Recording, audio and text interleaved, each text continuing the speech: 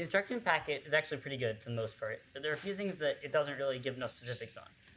And one of the big important ones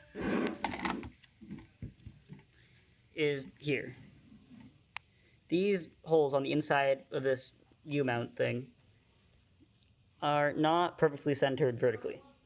You want there to be a little bit more material on the outside. So here it's down, on the top one it's up. You want there to be a little bit more space between the holes and the edge there than the holes and the edge in. The second thing is that the instructions say these wheels need to be pointing inward. And you'll notice that when we're looking at it from the bottom, like we would be when working on it, they're not pointing inward. It means they should be pointing inward from the top. So be careful about that.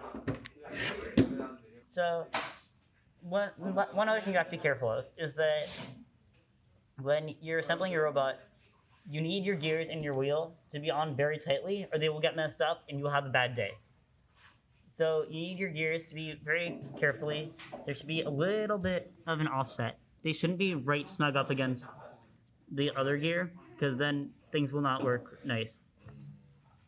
And you also need to have your wheels very tightly attached or you will have them fall off and you will not go to space today. So one thing you've hopefully noticed by now is that this battery is not secure. Luckily, we have a fix for that.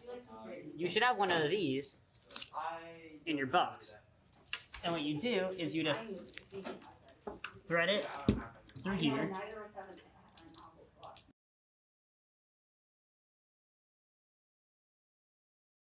And now, look how secure it is. Finally, there's this pouch on the battery, that wire, and if you open it,